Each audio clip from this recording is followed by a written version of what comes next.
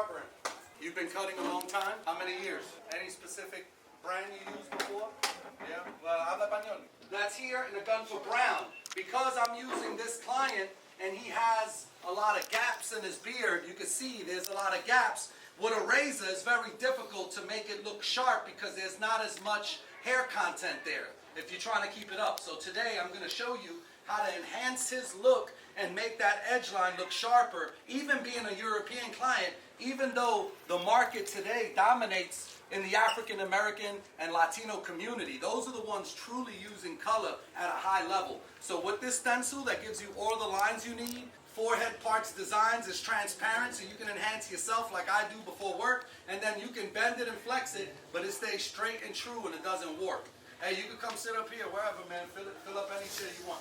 Ounce bottle, just like you see here, it'll serve about 50 to 60 clients based on how much you use. Okay, we're gonna use brown, and because we're using brown, I'm gonna take it over here, and I'm not even gonna shake the bottle. Our formula is so good that you can just pour it in. Come sit up here, please. Come up here. I want you to understand that I want y'all to sit in close. Education is a word that used to scare us in the inner city communities, the communities you come from. If you were raised by a single mother or grandmother, chances are the word education scares you because it's something that made you do and they didn't explain why. The government wanted to turn you into a good employee. And now as barbers, you've learned that you can adjust your income, right?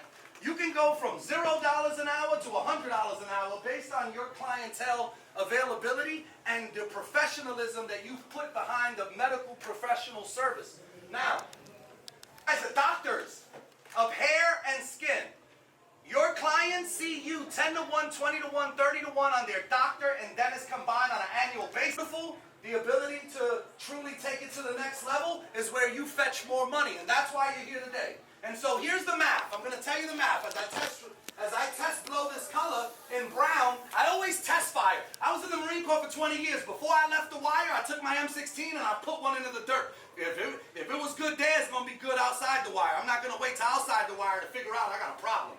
It'll be too late. Somebody would have folded a flag and sent it to my mother, I promise you, because I folded enough of them. And in 20 years, I understood that process like you understand the haircut process, and I put it all together on a package. Now, the one thing I'm going to do is prep a razor. Because while we argue, you like Gamma, you like Andis, you like Babyless, you go find one of those tools that cut sharper than this, and I'll stop talking. Right? Because truly, if you stop at the clipper you support, then you're in trouble if you don't know how to operate this. And if you don't know how to operate this, then you're not prepared for this. Because in barbering, there's progression. There's trimmer, razor, and then color, right? In the early 90s, before Instagram, and I had a little pager on my hip, the idea that my clientele would grow was based on my ability to cosmetically make it look better to the point that he got compliments the minute he left the chair. And if your clients aren't getting compliments, then I promise you, your book probably isn't filled. How many of you get compliments from your barbers, from your clients that say, wow, they love my haircut, they love the beard? If you're not getting that, you're in trouble. You'll have a harder time growing. And so this stencil was designed to punch it like a stamp every time. And so before I even get to my razor, I'm going to turn his face into almost like a coloring book with lines. But you know why I chose a European client? I'll tell you why. Because most European men don't care for color. The black and Latino community care for color. Color goes all the way back to the days of Egypt. Turn on an Egyptian movie and you'll see their hairline enhanced, you'll see their eyes enhanced, you'll see their beards enhanced for two reasons. One, it made them look younger, and two, it separated them immediately when they were moving through some of the common towns and separated, identified as royalty. So for those reasons, enhancement exists. They use natural dye root. Today, technology has taken us a little further, like this.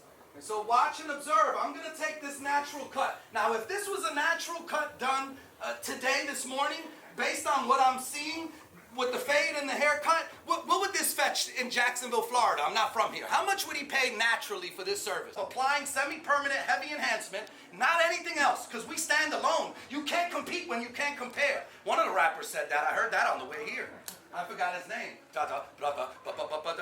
Right? You know who I'm talking about. So the idea really is, let's take it up to the next level. I'm going to leave the new growth alone, and I'm just going to take naturally what's been done at 6 to 8 inches away, and I'm just going to apply this nice soft brown to that line that sits on his face. And I'm not doing anything outside of just peppering his face. Now look, At the top, there's a problem. It looks like the barber tried to keep it wide, but did a shitty blend job. So what I'm gonna do is, before I even enhance it all the way through, I'm gonna drop them to a sharp point. Because in barbering, it's like math. It's either right or it's wrong. There's no in between.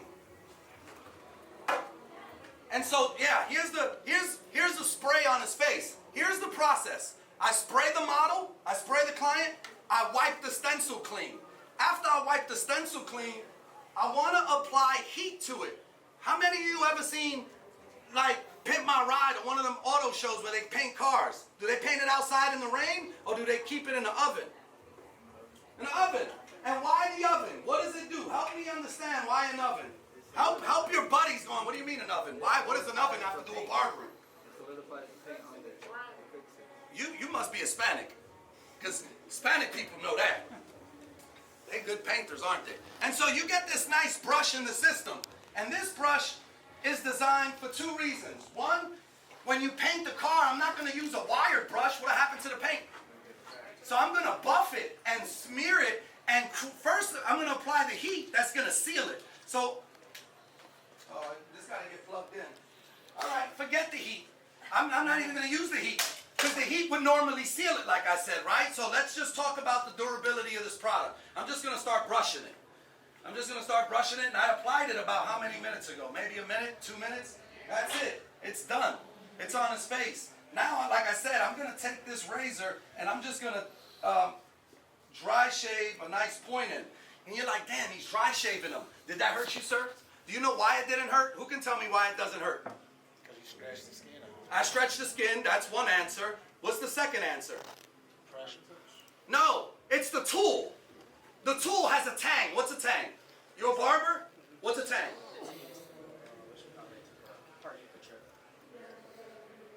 And what's important about the tang? The weight. The weight. Who said it? My man knows what time it is. Why is it important to have a heavy tang? So it can hit and you can just... It'll hit every time. You sitting here trying to penny pinch. You know, barbers are the funniest. You'll go on Instagram and complain your barbers are trying to, your clients are trying to undersell you, but you'll come to a show and buy a crappy device. You'll buy crappy tools because the education's not there. You'll buy it because you support, I seen a video with that brand on it. And you know the first thing about a razor, or why it works the way it works. You see me, I love these razors because it's a squeeze back. And unlike the razor blade you sit into your cartridge, it's stuck, it can't move. When I do designs, I take the razor and I pivot it so I can just get the point. When I'm working on children or somebody that I'm worried I might cut, I drop the profile so low that if I even cut them and bounce the razor off his skin, I can't penetrate through 7 layers of skin by the time my reflex pulls. You still locked into your razor and you don't know how to even move it. You didn't know that there was tools to do that. Because we get trapped into this idea that the guy next to me showed me how to do it, so it works, I make money. Imagine if the guy next to you taught you something halfway through the process and you figured it out. Imagine if you get the professional education and invest in yourself. The average college student spends $100,000 for 4 years of writing essays just to make an extra $10,000 a year.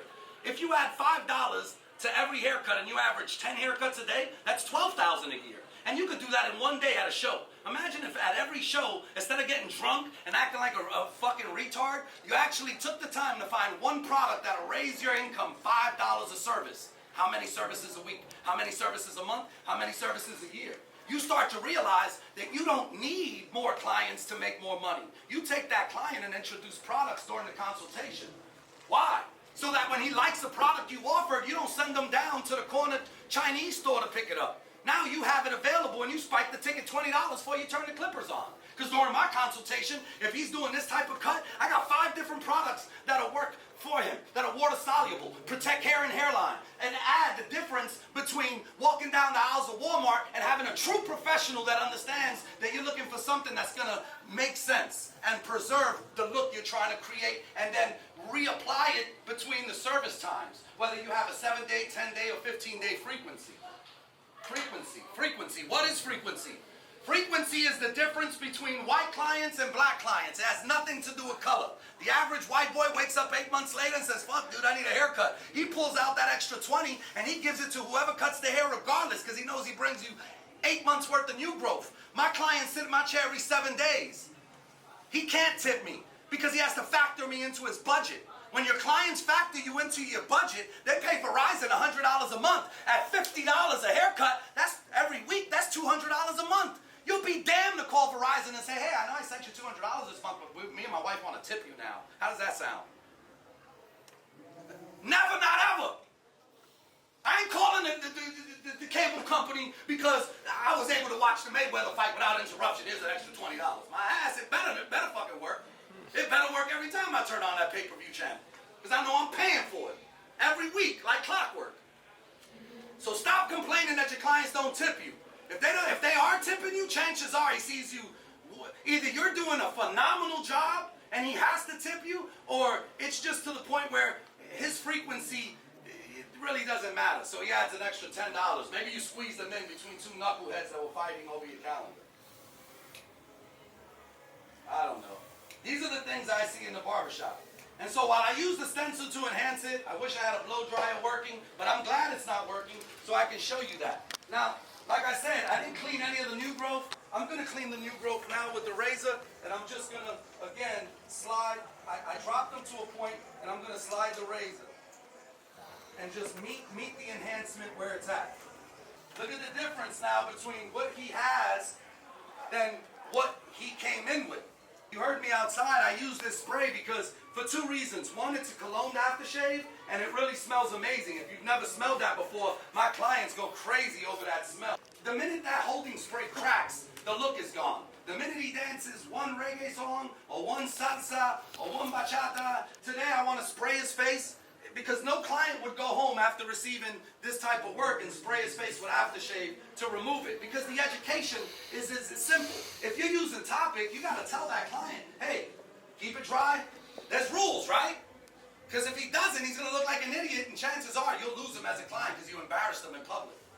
And you didn't give him the knowledge. Man, you're supposed to tell me I can't dive into the pool. You're supposed to tell me I can't take waves. I was out there on the boogie board, and when I came up, my hairline was on my forehead. It's got cologne and oil in it, and aftershave on it, and I'm just going to spray it on his face because I want to show you that at the end of the day, this is the kind of product that even though it might weaken it, look at the idea of what it did on the other side. Okay? And I direct sprayed it with cologne and aftershave, and this is after, I'm sorry, I don't mean to press too hard, but I want to press enough so that you know it's not going to wipe off. Okay? And that's the idea. And that's after spraying his face. So I'm going to quickly do the other side as fast as I can to show you that this doesn't take much time at all. And if executed properly, and you can really spike the ticket. I charge $10 for the hair. I'm a $100 service where I'm from. I don't charge $100 for a haircut. I charge $100 for a service. There's a huge difference. You know, when you take your client's boots off and you hit his calf muscles all the way down to his toes with a hot towel and clip his toenails for an extra $15 while the hot towel wraps his face, and I get his fingernails and I wax his nose and ear hairs and I reverse razor shave his neck, enhance him, shear work, product sales, the whole 9 yards. That's a $100 service. Absolutely. We need a menu. A lot of you barbers don't have a menu. It just says haircut. You ever been to a restaurant? How many items are on that menu? The more items you add to the menu, the more selection they have. And trust me, people are emotional shoppers. They'll come in and didn't even think to get a black mass peel, but now they see a sign that says, ask me about the black mass peel. It's amazing. Ask me about the nose and ear wax removal. Ask me about clipping the toenails, hands and fingernails. I mean, there's so many ways to slice these clients 7 different ways from Sunday, and you're too busy on stroke motion. You got a client already paying for the service that you provide, but you think you need another fade class. Trust me, go back to work tomorrow and see if your clients will stop you halfway through the haircut and say, hey, I told you, I ain't messing with wall no more. It's all Andis from here on out. When has that ever happened?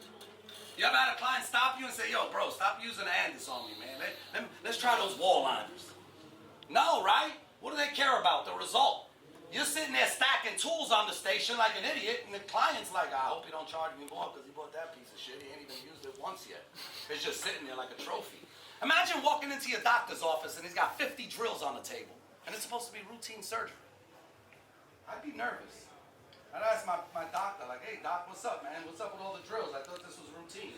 Because when a doctor only has 1 drill, then that tells me that's the best drill.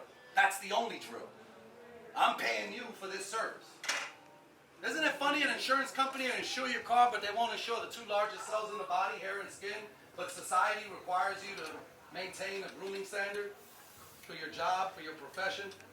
And then you got any cooks that you cut? They got to get their beard trimmed. I even got dope boys at 2 in the morning that love spending $500 on a service just because it's 2 in the morning.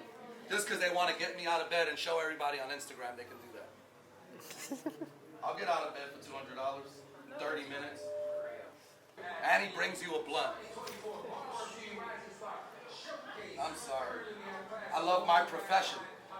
You know, most barbers woke up after the pandemic and realized there's money to make, right? Because the whole world realized that barbers make money. When I was growing up, they said, "Well, go to college. What do you mean be a barber? Oh my God, you're killing me with this barbering stuff. There's hair everywhere. You suck at it. You're screwing up all the cousins. They don't even want you all around for Christmas." They ain't laughing now. They ain't laughing now. Now I make more money. As a matter of fact, they were calling me during the pandemic. I was selling bread and water. I was charging $200, $150. I was making house calls. I hired a driver at $100 a day. I almost got into an accident every day. My phone exploded. You see, because I understood the business of barbering. I had a clientele roster and clients' contact information before Booksy, before I was introduced to any one of those platforms. And so when you have that clientele access and you boom through the pandemic, they're teaching you how much money you make. Because most barbers live in and out of their right pocket. They're teaching you. I met barbers in every state that said to me, "Man, I make $500 a day. I'll blow it and get it right back tomorrow." I'm like, wow.